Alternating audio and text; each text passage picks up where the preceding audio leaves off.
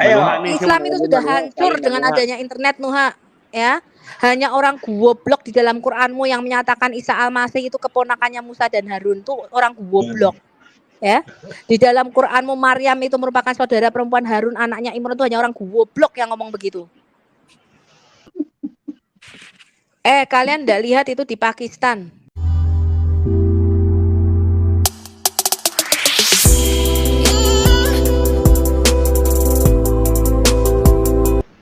Mereka yang menggunakan cadar itu mereka merasa lebih menjaga daripada nanti timbul fitnah, timbul hal-hal yang tidak baik.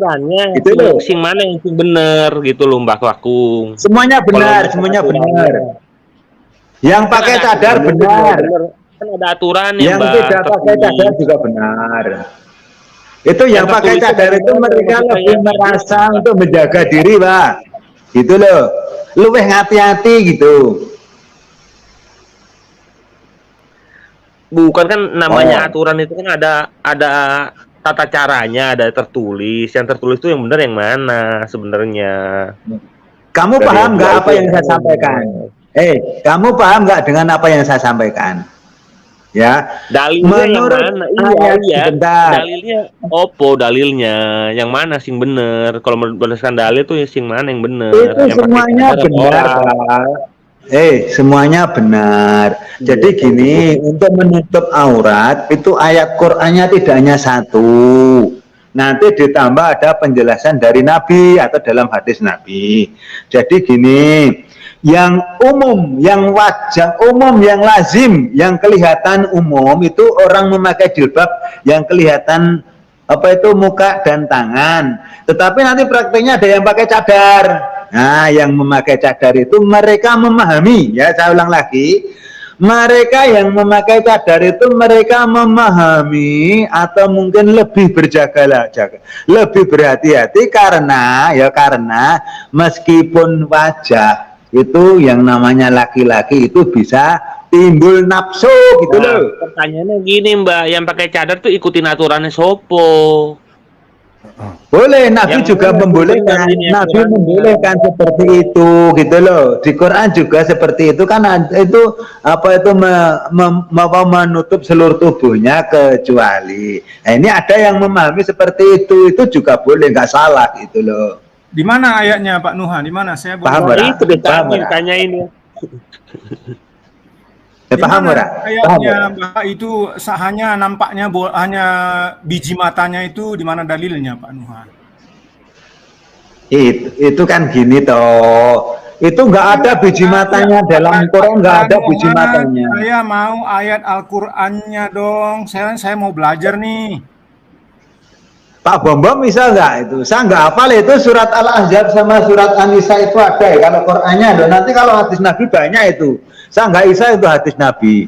Saya untuk Al-Quran itu tadi yang Al-Ahzab sama An-Nisa surat berapa itu? Saya lupa ya. Tapi kalau itu hadis Nabi banyak itu nanti sebenarnya. Iya, misalnya di Al-Ahzab. Ya Al-Ahzab misalnya mana? 57 ya. Yang tadi itu salah satu nih. Salah satunya yang tadi itu. Yang ditampilkan Pak Bombom itu tadi, salah satunya. Itu kalau nggak salah ada 3 atau 4 ayat itu di dalam ayat Al-Quran itu. Kalau nggak salah itu ada 3 atau 4 ayat. Maksud saya itu di mana ayatnya yang disuruh bercadar, hanya biji matanya saja tidak ada, bercadar itu tidak ada. Tanya, gitu. Itu dari tadi jawab begitu Pak bilangnya ada tadi piye tuh tadi bilangnya dua-duanya bener, berarti kan dua-duanya ada aturan. Pak Bombom, ayat tadi ditampilkan Pak Bombom, ayat tadi ditampilkan lagi, ayo nah sebentar ya ini ya. Katakanlah kepada perempuan yang beriman, hendaklah mereka menjaga pandangannya, memelihara kemaluannya, dan janganlah menampakkan perhiasannya bagian tubuhnya, kecuali yang biasa terlihat. Hendaklah mereka menutupkan kain kerudung ke dadanya. Hendaklah pula mereka tidak menampakkan perhiasan auratnya kecuali kepada suami mereka dan sebagainya. Ini sebenarnya ada ayat lain Pak yang menutupkan seluruh tubuh gitu, ada ayat lain itu terjemahan Kemenak. Ini kan mereka menjaga pandangan, memelihara dan menampakkan perhiasan ke bagian tubuh kecuali yang biasa terlihat. Hendaklah mereka menutupkan kain kerudung ke dadanya. Ini ada ayat lain Pak yang terjemah Kemenak juga itu menutupkan seluruh tubuh kan gitu, kecuali berarti nggak konsisten dong Pak tubuh. Nah, itu ada ayat lain ya, saya nggak hafal ya Pak. Ini ada ayat lain kalau Pak itu tubuh itu ikut kepala nggak? Ya, jadi kalau dipahami ya, tubuh itu ini Pak, ini dari bahu ke bawah itu tubuh, kepala itu tubuh bukan. Jadi sebetulnya seluruh itu adanya fikih itu Pak, itu masuk ke alam fikih. Nah itu nanti sebenarnya itu kalau di fikih ya. Jadi gini Pak, ini semua yang ada kita itu kan tubuh Pak, jari, tangan, rambut itu kan bagian dari tubuh sebenarnya. Cuma dalam hal ini adalah cara berpakaian Pak, bagi wanita yang muslim, bagi wanita yang beriman gitu. Nanti ada ayat lain nih Pak, saya nggak hafal untuk masalah jilbab. Masalah tabir misalnya ya, tabir itu hijaban bahasa Arabnya kan begitu. Tapi ada juga nanti yang diinterpret hijaban itu sebetulnya bukan hijab. Hijaban itu sebetulnya tabir artinya. Jadi misalnya Allah itu berbicara di belakang hijabin, itu artinya berbicara di belakang tabir. Apa Allah itu juga pakai hijab? Kan bukan. Tabir itu seperti penutup kan begitu, pemisah antara seseorang dengan orang lain. Jadi misalnya kalau Nabi Muhammad disuruh istri-istrinya berhijab, di sana itu sebetulnya artinya hijaban itu pemisah, tirai.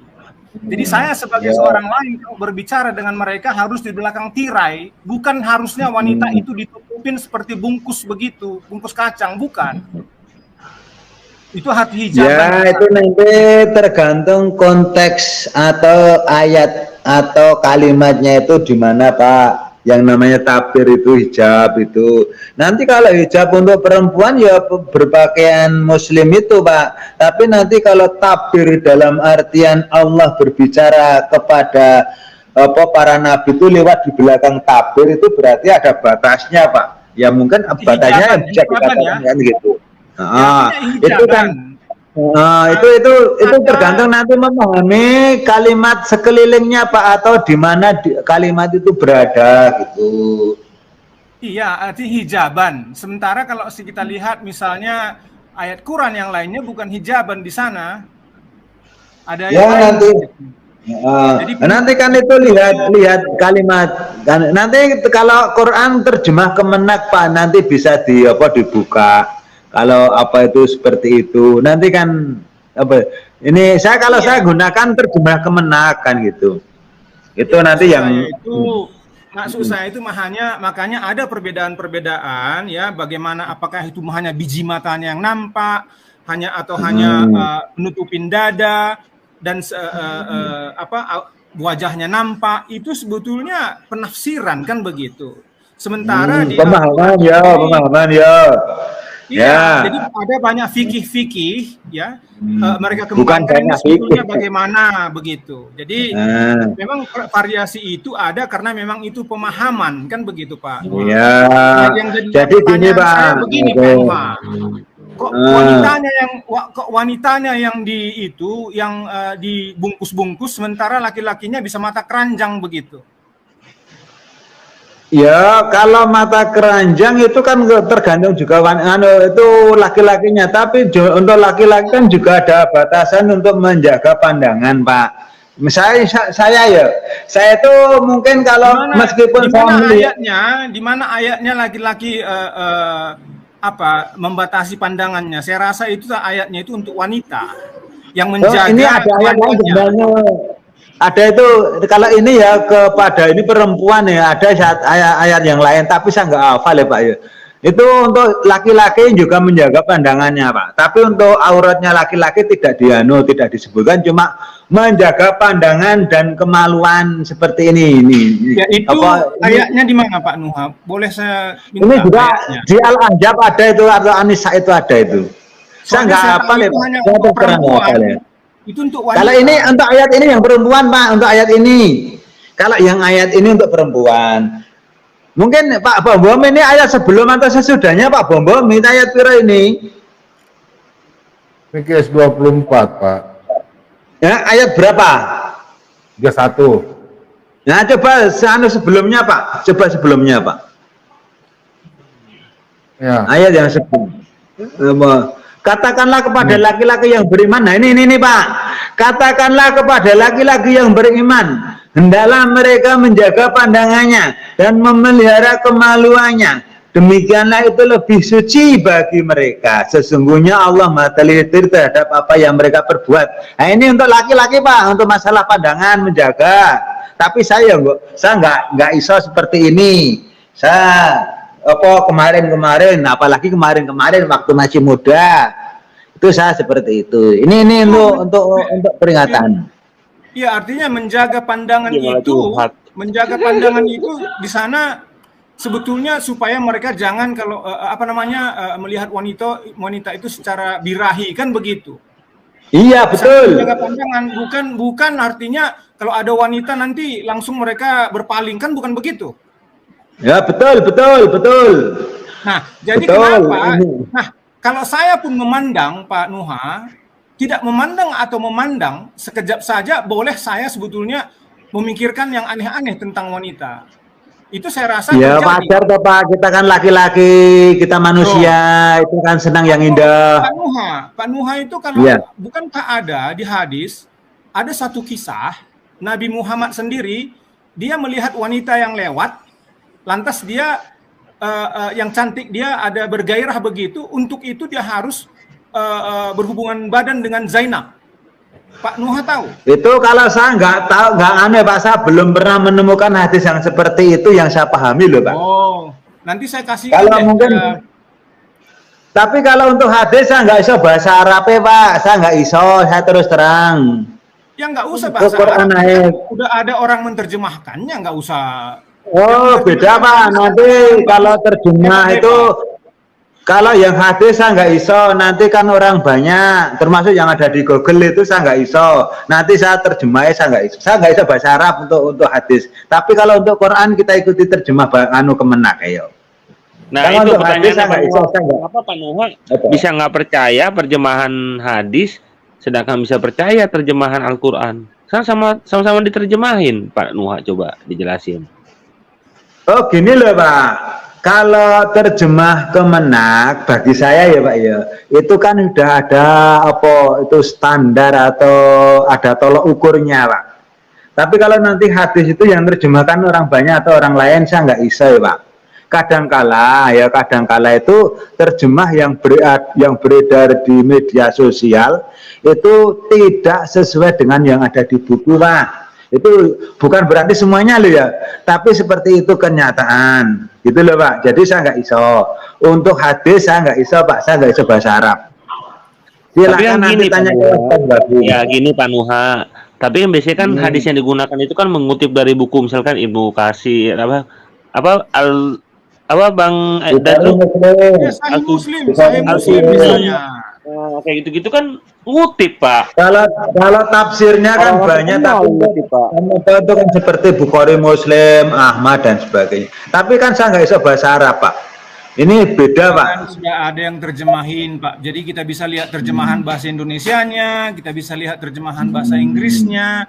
Jadi konsisten, Pak, terjemahannya. Saya nggak iso bahasa Arab, Pak. Saya nggak iso. Nanti Kenapa kalau ditanya bahasa Arab, karena mereka kan nulis juga untuk orang Inggris, untuk orang Indonesia, mereka sudah terjemahkan. Ayo nanti ada yang lain nggak ini?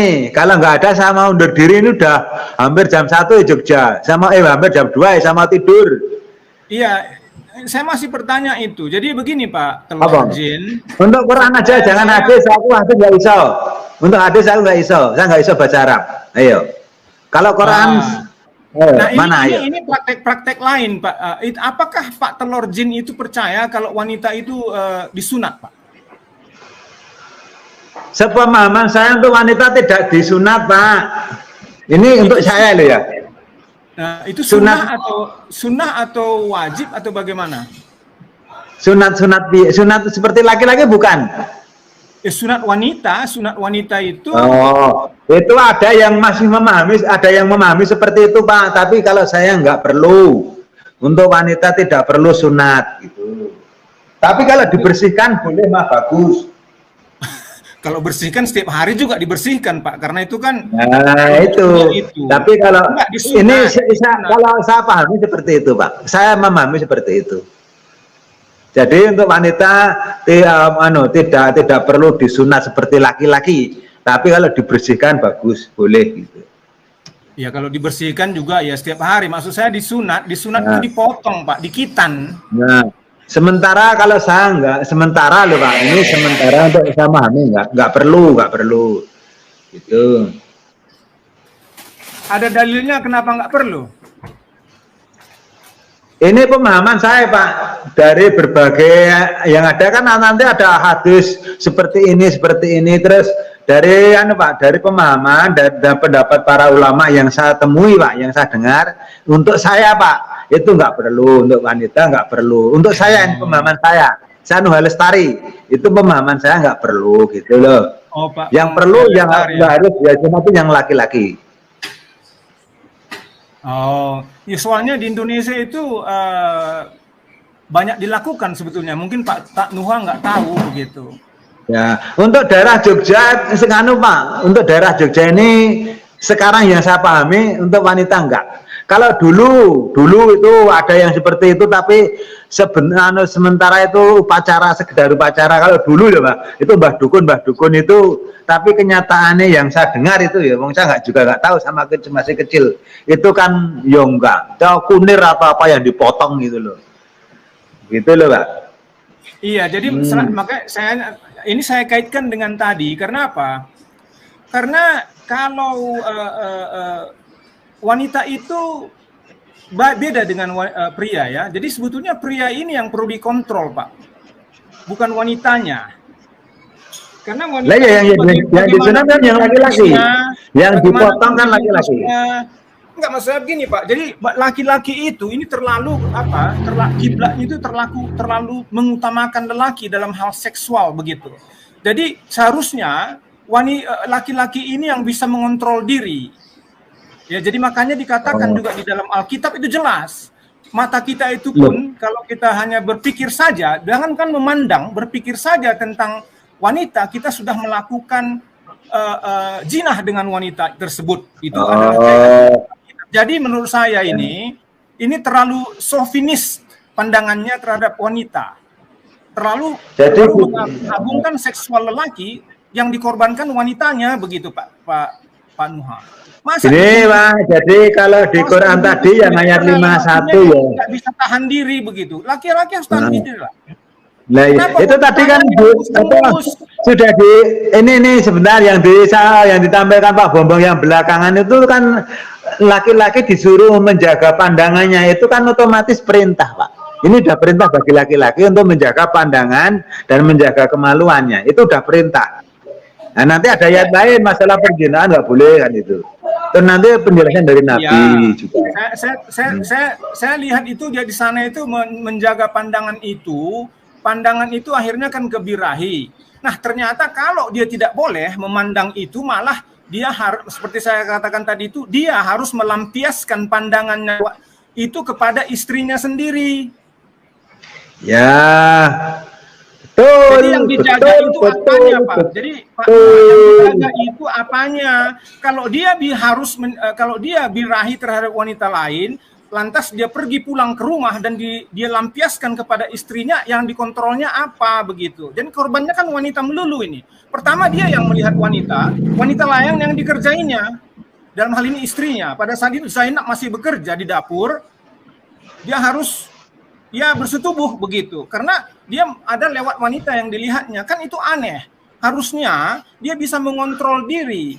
Jadi memandang wanita itu bukan itu salahnya, tetapi satu langkah setelah itu yang jadi masalah. Kita tidak bisa mengontrol diri. Nah ini yang jadi masalah. Jadi kenapa wanita itu yang dibungkus-bungkus, wanita itu yang jadi korban di rumah karena kita hanya melihat wanita yang lewat, kan aneh. Gini Pak, kalau di Islam Pak, itu aturan itu karena memakai jilbab gitu. Itu bagi wanita itu Allah itu sudah memberikan takdir atau memberikan pribadi atau memberikan naluri itu sudah sesuai Pak. Jadi kalau saya ngomong sama wanita ya, gini Pak, kalau udara panas atau sumuk kalau bahasa Jawanya itu apa itu gerah itu ya, itu tubuh wanita dan pria itu berbeda Pak. Wong itu saya kalau omong-omong sama istri atau sama perempuan lain itu oh beda Pak, wong lanang ruang wedo kan itu. Laki-laki dan perempuan itu beda. Yang namanya laki-laki itu kalau kepanasan sumuk bahasa Jawanya keringat banyak itu paling nyaman ya lepas baju kan gitu. Tapi kalau perempuan meskipun itu dalam suasana panas dan gerah atau berkeringat itu rasanya beda Pak. Ini pengakuan dari wanita itu sendiri. Makanya Allah memberikan apa itu pakaian yang itu sebenarnya mereka juga untuk yang muslim ya Pak ya, itu nggak keberatan, itu mereka juga nyaman. Kan gitu Pak. Iya, saya bukan arahnya ke sana, bukan ke sana arahnya Pak. Jadi begini, yang kecipratan itu bukan muslimnya saja. Jadi misalnya di negara-negara Arab, ya wanita-wanita itu walaupun nggak muslim ya, kalau kamu sebagai yang nggak muslim saja, misalnya jalan-jalan di Iran misalnya begitu, kamu ya harus pakai itu juga gitu. Jadi nggak terbatas hanya untuk muslimah saja Pak itu. Oh gitu. Ya karena gini Pak, kalau sepaham saya ya Pak ya, kalau untuk di daerah Arab seperti itu ya memang dari sana atau dari adat sana atau mungkin kebiasaan sana atau mungkin sejarahnya Pak. Kalau kita melihat di Indonesia kan macam-macam. Di Indonesia bagi teman-teman yang non muslim kan pakaian biasa. Yang berbagai jilbab itu kan yang dianjurkan, yang memakai jilbab itu kan yang orang-orang muslim Pak. Non muslim tidak dianjurkan. Ya, muslim di sini orang-orang yang taat untuk menjalankan perintah agama loh Pak, bukan sekedar KTP loh. Yang ini yang saya pahami, gitu Pak. Jadi kalau seperti di Indonesia kan bisa lihat orang-orang yang beriman, orang-orang yang muslim, yang dalam artian taat mau menjalani perintah agama, termasuk sholat 5 waktu itu Pak, itu diperintah untuk menutup auratnya seperti itu, gitu Pak. Ayo. Ya, kalau Bapak lihat latar belakang hijab itu diturunkan, itu asalnya dari kasus si Sauda dan Umar, kan begitu. Tahu aja pada itu arahnya. Iya, jadi itu kan dari perintah Nabi itu nggak ada hubungannya awalnya itu dengan hal-hal yang begitu seperti Pak Nuha katakan. Ya, yang ditutupin itu karena untuk membedakan siapa istri Muhammad dan kemudian juga menutupin supaya bisa dikenal begitu. Kan itu ketika dia itu buang hajat kan begitu. Jadi harus menutupin bagian supaya jangan itu kan nampak kan begitu. Itu yang ditutup. Ini Pak. Sekarang ini jadi dengan waktu itu berkembang menjadi nutupin segalanya begitu. Jadi gini Pak, ayat itu turun. Ayat ini kan banyak Pak, tidak hanya satu. Dan ini turunnya tidak satu waktu Pak, berbeda waktu. Tetapi ada kejadian, ya ada kejadian itu sehingga ayat itu turun kan gitu. Seperti ini ayatnya turun itu kemudian anaknya Nabi Muhammad namanya Fatimah itu diperintahkan untuk pakai jilbab. Kemudian Nabi memerintahkan kepada istri Nabi dan istri orang-orang yang beriman itu memakai jilbab berkenaan dengan ayat itu turun, ayat jilbab itu turun Pak. Nah, nanti mungkin ada ayat lain itu turun waktu diturunkan atau waktu diberikan dari malaikat Jibril itu karena ada kejadian yang lain Pak, gitu loh. Nah, nanti Nabi itu memberikan penjelasan dan memberikan saran atau mengeluarkan kata-kata perintah, dan nanti dari para sahabat atau istri Nabi kan niteni atau apa tuh menceritakan kepada sahabat yang lain atau generasi berikutnya gitu Pak. Nanti oleh Bukhari Muslim dan kawan-kawan ditulis gitu loh. Mbah, bukannya pakai jilbab itu pertama usulan dari sahabatnya Nabi ya? Si siapa? Abu Bakar ya? Siapa ya? Umar, ya. Ya kemudian itu berkembang ya, dari situ berkembang Berarti untuk kan Umar yang mengusulkan Mbah Nuha, bukan dari ayat itu, bukan Itu turun ayat. gini Pak, kita perlu gini Pak, ayat Al-Quran itu kan diturunkan tidak Mbak Bro, tidak satu buku, tidak satu Al-Quran itu ada yang diturunkan satu ayat atau dua ayat atau satu surat Pak. Jadi ada satu kejadian seperti waktu namanya Umar itu ada satu. Nanti ada yang lain. Di kejadian lain itu ada berapa ayat itu Pak. Yang intinya adalah untuk perempuan Muslim yang sudah balik, yang sudah menstruasi, yang sudah dewasa, atau istri-istri Nabi dan istri para Muslim gitu ya, itu berkenan dengan ayat itu, maka disuruh diwajibkan untuk menutup aurat atau lebih mudah memakai jilbab gitu loh Pak. Yang alasannya apa Pak? Tahu sih, yang saya tahu setelah usulan Umar langsung ada, ya Bang ya. Bang Dedro gimana tahunya Bang? Iya. Yang saya tahu sih secara Umar nggak bisa langsung keluar ayatnya. Kenapa pertama kali ayat Quran mengenai jilbab itu turun untuk apa Pak Nuha? Ya, jadi gini, pertama itu sebagai batasan berpakaian bagi Muslim dalam hal kesopanan. Kemudian untuk menjaga dari hal-hal yang tidak baik, termasuk syahwat. Dan yang ketiga ini paling tidak itu dikenal. Jadi kalau orang yang namanya orang Muslim itu pakai jilbab Pak, gitu loh. Jadi dikenal gitu. Itu paling tidak seperti itu. Ini pemahaman saya Pak. Yuk. Pertama sekali itu apa kesopanan, maksudnya kesopanan atau karena Umar melihat Sauda itu bau hajat kan begitu. Nah kemudian itu berkembang katanya supaya membedakan antara supaya jangan diganggu, ya, membedakan antara budak dan tidak budak kan begitu. Jadi saya rasa itu aku nggak paham hadisnya Pak, itu aku belum pernah memahami hadis itu, cuma saya mungkin pernah membaca. Itu yang dipahami bapak-bapak Kristen ini beda dengan yang saya baca, jadi dan saya juga nggak hafal. Untuk jilbab itu kan turun gara-gara Umar lihat si Sauda lagi beol, lagi di Almanasi. Ya monggo baik itu. Kelihatan pantatnya, terus Umar bilang, ih Sauda kelihatan lu. Nah terus dia bilang sama Muhammad suruh menutupi dengan jilbab. Dari situlah ya jilbab itu turun dari si Umar. Iya apa enggak? Gara-gara si Umar lihat istrinya Nabi lu, si Sauda lagi beol. Saya nggak tahu itu, saya nggak paham. Kamu nggak tahu apa-apa kok. Kamu nggak tahu apa-apa kok, beriman. Kalau untuk hadis aku nggak iso bahasa Arab. Loh, sekarang saya tanya, mana ayat hadis di dalam Quran itu? Kamu tahu nggak asbabul nuzulnya? Kenapa ayat hadis itu, kenapa ayat jilbab itu diturunkan? Gara-gara si Umar lihat istrinya Nabi lu si Sauda lagi beol. Ya itu kan cuma pahaman kamu, ya silahkan aja. Pahaman kamu dasmu. Kamu tahu nggak asbabul nuzul? Tahu nggak lu asbabul nuzul? Kamu tahu tidak asbabul nuzul ayat hijab?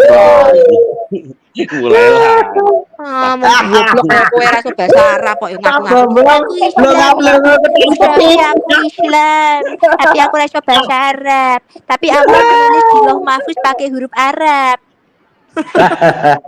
Tuh, Mbak, dua orang sama ceritanya begitu sama Ustaz Nabi Cabul, pengikut Nabi Cabul kamu. Sofiatul sama Ustaz Babi ngusep itu orang terus. Lestari wong Jogja, wong goblok kaya kowe yo jadi pengikut Nabi Cabul. Kamu itu sama Ustaz Babi ngusep kok. Mereka pada menikahi anak berusia 7 tahun, anak 6 tahun mengikuti sunnah nabimu.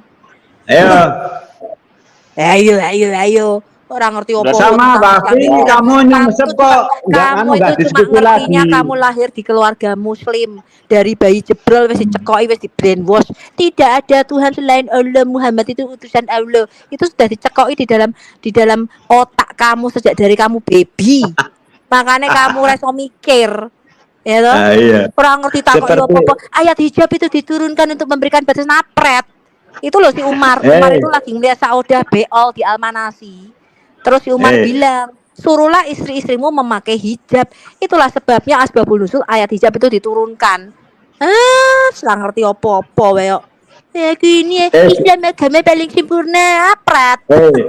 Bu Supiatul. Kampret, kabeh. Kamu tahu tak Agama orang Agama kafir itu derajatnya tidak lebih dari binatang ternak. Dobol abad ke-7 Islam. Ya perusak Indonesia ki yo kaum kadrun iki. Gara-gara ada Islam Indonesia rusak orang maju-maju. Ono batu Hajar Aswad kok diciumi terus. Wah, batu Hajar Aswad dicium untuk menghapus dosa. Ajaran kampret. Ajaran dobos. Hanya orang pagan yang mengatakan batu hitam berbentuk vagina Hajar Aswad penghapus dosa itu ajaranmu. Agama pagan mengajarkan Tuhan punya anak.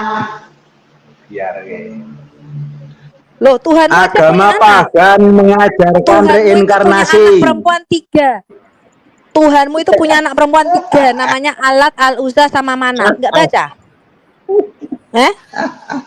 Bahkan Tuhanmu itu nggak bisa punya anak karena dia nggak punya istri, makanya dia anaknya perempuan semua, nggak ada anak laki-laki. Ayo. Dasar pencium batu, lu penyembah batu ya kayak kamu itu. Penyembah batu itu macam kamu tuh mukamu. Agama pagan mengajarkan reinkarnasi, mengajarkan agama Tuhan punya anak. Itu mengajarkan penyembah batu, yang batu bisa menghapus dosa. Itu agamamu. Islam itu perusak Indonesia. Bu, betul. Adalah lebih bagus Islam Indonesia tanpa ajaran Islam. Coba tanya. Kristen masuk kan penjajahan itu. Kristen masuk Indonesia kan penjajahan. Indonesia harus dibebaskan dari kultus ajaran penyembah batu. Ya. Nah, itu Kristen kan masuk penjajahan itu. Siapa pret ono batu mbok sembah-sembah sujud 5 kali, dicium-cium pakai batu hitam, diputerin dengan telanjang hanya pakai kain ihram. Dul gondal gandul ajaranmu wi. Bu, saya mau nanya kita Pak Bombom, ayo tampilkan surat ayat Bible kita Pak Bombom. Tadi yang gondal gandul tadi ayo. Wani ora mendelep we. Ayo. Islam itu sudah hancur dengan adanya internet Nuha, ya. Hanya orang goblok di dalam Quranmu yang menyatakan Isa Al-Masih itu keponakannya Musa dan Harun tuh orang goblok. Ya. Di dalam Quranmu Maryam itu merupakan saudara perempuan Harun, anaknya Imran, itu hanya orang goblok yang ngomong begitu. Ini piye iki diskusi iki? Islam itu sudah terbuka. Makanya kalian kenapa MUI dan Nahdlatul Ulama berusaha menangkap apologet Kristen? Karena di era internet ini kami sudah ngerti hadis-hadis kamu. Kami sudah mengerti kalau kamu bicara bohong tentang hijab. Kami tuh ngerti, wong kami itu belajar. Nggak kayak zaman dulu. Apapun yang kalian omongkan itu orang Kristen nggak ngerti apa-apa. Di kelas saya Al-Hayat Apologetika, Islam terbuka lebar. Tidak ada yang bisa disembunyikan dalam ajaranmu. Kita semua membaca Quranmu, kita semua membaca hadismu, kita semua mempelajari Islammu. Jadi kamu tuh tidak bisa lagi berbohong kayak Dani Ompong. Kalau mungkin zaman dulu belum ada internet, oh ya kita apapun yang Muhammad itu adalah nabi jayus, nabi terpuji. Pak Bombom ini so gantian ora Pak Bombom le ngomong. Dulu kita tak pikir muslim iki koyok kowe. Lha kok sok suci berhijab mulia. Mari ngono ngerti tak kalian? Mari ngono di Jogja itu ya. Kalian tahu ya, mereka itu yang pakai hijab numpang sholat masuk ke kamar kos, keluar HP-nya melok hilang, dimasukkan ke jilbabnya. Tak kandani sampean. Munafik. Iya Pak Bombom, gantian isora Pak Bombom. Le omong. Nek ra iso sak mundur Pak, iku saling menghujat. Enggak ono pembelajaran untuk penonton Pak Bombom. Aku boleh ndak pinjam kamar kosmu? Aku numpang sholat, sudah wayahnya sholat. Oh silakan, metu-metu HP ini melok digondol lebok kening jilbabe. Kampret kalian semua tuh munafik. moro-moro nganggo hijab ternyata hamil duluan di luar nikah. Pada melendung anak-anak SMP pada hijaban. Mari ngono ning pesantren sing nganggo hijab dilecehkan sama gurune. Wis nganggo hijab lho wis ditutupi gerek motone tok. Sik iso dilecehkan, iso diperkosa mbek ustate. So ajaran kampret. Jawanya keluar udah nggak ada remeh. Nuha mudar. Ning pesantren wis ditutupi gerek motone tok, sikile ra ketok ya to. Gerek motone tok sing ketok wis diperkosa mbek ustate kok. Alah, dasar ajaran kampret.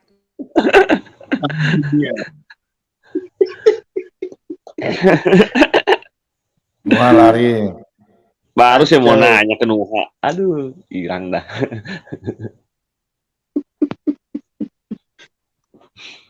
Iya, Wih lo jadi TKW Indonesia ya tenaga kerja wanita Indonesia dikirim ke Arab yang berhijab-hijab iku rapet diperkosa mbek tuane. Pulang-pulang melendung metu anake. Itu loh ada satu panti asuhan di Jakarta yang menerima anak-anak hasil pemerkosaan TKW. Wis nganggo hijab wis diperkosa. Lah mbok tutupan nganggo apa wae tetep ae diperkosa nek mbek Arab. iya Bu, jadi hijab atau tidak hijab itu bukan solusi untuk apa yang dipikirkan seperti mereka itu kesopanan, bukan. Karena yang terjadi itu juga yang berhijab kan begitu. Laki-lakinya yang berhidung belang. Karena Nabi itu sendiri mengatakan ketika ada wanita lewat birahinya terlalu tinggi, dia harus melampiaskan itu kepada Zainab. Zainab yang masih kerja harus dikerjain begitu. Karena dia melihat wanita lain. Yang salah itu wanitanya dibungkus kacang atau prianya begitu. Kalian ndak lihat itu di Pakistan? Di Pakistan kuburan-kuburan itu dikasih terali besi karena mereka memperkosa wanita-wanita mayat-mayat yang baru dikubur. Waduh. Saking horninya orang muslim mayat sampai diperkosa. Ya bahkan di dalam hadis di dalam salah satu fikih hukum Islam itu bisa menyetubuhi binatang. Ojo kan wanita lewat seksi semlohe. Orang binatang yang diperkosa, kambing lewat ra iso menahan diri yuk diperkosa. Pak Bowo ngoceh dia di live chat. Dua. Lo kalau Anda percaya Anda baca buku fikih Islam itu loh. Judulnya apa ya? Saya sudah pernah mengupas The Traveler of the apa itu loh, ada bahasa Inggrisnya. Itu ada satu yang nggak diterjemahkan. Ternyata ketika kita lihat bahasa Arabnya adalah menyetubuhi binatang. Jangankan perempuan dihijabi, Pak. Kalau perlu kambing itu loh kon nganggo hijab. Muslim iku ndelok kambing, ndelok ayam iku ora kuat, ora tahan horny. Hancur. Iya, jadi korbannya tetap saja wanita gitu. Udah dibungkus-bungkus, tetap juga kena. Iya, bukan saja wanita, Pak. Yang berkaki 4 juga nggak selamat. Betina Pak, betina wanita. Yang judulnya betina disikat.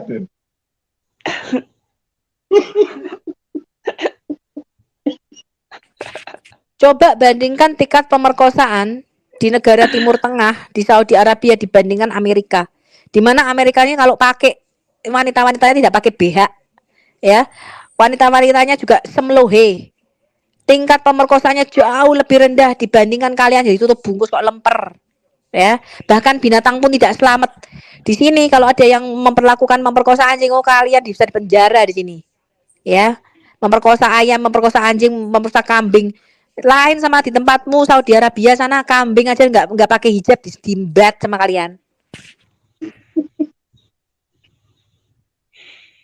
Nuha lagi ngomel. Loh, itu kenyataan kok. Bahkan survei itu membuktikan di Riyadh ya. Itu tingkat pemerkosaan di antara keluarga itu sangat besar. Dan tingkat homoseksual sangat besar. Kenapa? Karena mereka dipisah, Pak. Laki-laki dengan laki-laki, perempuan dengan perempuan. Tingkat homoseksualnya ternyata besar sekali dan tingkat pemerkosaan di antara keluarga itu luar biasa. Bu Sophie. Ya, saya jujur ya, saya lagi bingung dengan teman-teman yang di TikTok. Bingungnya begini. Minta maaf Bu Sophie. Mereka ini menginjil kuat. Tapi saya ikuti mereka, saya ada di gereja, mereka masih di TikTok. Saya pulang gereja, mereka masih di TikTok. Saya layani sore, mereka masih ada di TikTok. Saya layani malam, mereka masih ada di TikTok. Mereka sembahyang nggak ya di gereja ya? Saya bingung orang-orang di TikTok ini. Enggak, mereka kan ibadahnya di TikTok. Ada juga yang ibadah di Zoom. Makanya saya bingung juga. Ini bukannya menginjil di dunia nyata, menginjil di Zoom doang. Ya, jadi nggak boleh ya kita menghabiskan waktu terlalu banyak tanpa harus pelayanan di dunia nyata, teman-teman ya. Iya, makanya saya bingung. Yang Makanya menginjil gitu lah. iya, ada mereka itu yang hanya taunya di media sosial, di TikTok atau di YouTube. Karena mereka di dunia nyata tidak mempunyai pelayanan. Ya repot, makanya mereka sukanya menghakimi. Pelayanan di dunia nyatanya nggak ada soalnya. Tapi kenapa mereka tidak ke gereja? Kan mereka bukan pendeta. Tapi mereka kok suka di itu? Yang saya bingungnya gitu loh, Bu. Nggak tahu tuh Maksud saya contoh tuh. mereka jemaat biasa, terus yang saya tanyakan sama Jesus only ya. Kalau saya tanya ayat ini mereka bingung loh. Untuk ayat ini Bu Sofi ya, saya tanya mereka hanya ayat ini. Saya aja nggak terus-terusan nge-zoom Pak di ini. Kenapa? Karena saya harus menghabiskan Iya, waktu untuk belajar Alkitab, untuk iya, berdoa, untuk merenungkan Alkitab, untuk iya. dengerin. Ini Bu ya, saya tanya ayat ini sama Jesus only, mereka nggak bisa jawab ayat ini loh. Ini Bu, yang ayat ini 1 Korintus 15 ayat 24 ini. Kemudian tiba kesudahannya yaitu bila mana ia menyerahkan kerajaan kepada Allah Bapa. Dan sudah ia membinasakan segala pemerintahan, kekuasaan dan kekuatan. Saya tanya ini mereka putar sana putar sini. Yesus only nggak bisa jawab. Iya, memang 1 Korintus 5 ayat 24 ini mereka tidak tahu yang namanya prinsip kerajaan di dalam Alkitab, makanya nggak mempelajari lagi. Memang saya mengakui mereka semangat untuk menginjil itu luar biasa, saya akui itu. Iya. Tetapi kita harus juga punya teman-teman di dunia nyata yang bisa menjadi istilahnya besi menajamkan besi, yang bisa menjadi pengawal kita, yang bisa menjadi bahan pelajaran kita. Jadi Anda tuh harus ada yang mentorin teman-teman, nggak boleh liar. Ya, sehingga Anda itu punya pengajaran jadi liar. Iya. Ya. Jadi teman-teman yang menginjil di TikTok, teman-teman ini harus Anda itu punya waktu untuk belajar Alkitab, merenungkan firman Tuhan. Punya waktu untuk berdoa, untuk berpuasa, untuk berdoa bersyafaat bagi bangsa ini. Ya. Tapi mereka non-stop di TikTok yang saya juga heran. Kalau saya lihat ini, minta maaf ya, bukan saya pungkiri, tapi ada tujuan yang lain sebenarnya. Memang semangat menginjil ya. Tapi kok masa semangat menginjil hari ibadah kok gak ibadah? Itu yang saya pusing situ. Apa maksudnya ya? Saya bingung sama mereka itu, teman-teman di Kristen itu. Kok hari yang ibadah kok nggak ibadah?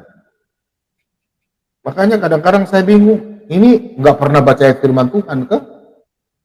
Di dalam Ibrani 10 ayat 25, mendekatkan diri kepada Tuhan, jauh dari pertemuan ibadah di dunia nyata. Jadi saya kadang-kadang dengar mereka ya, mereka semangat menginjil, tapi bukan begitu caranya mereka ya. Masa jauh dari, ini. ini Nuha ini. Nuha. Aku belum cari moderator gimana. Ayo naik sudah. Sampean ini gimana sih?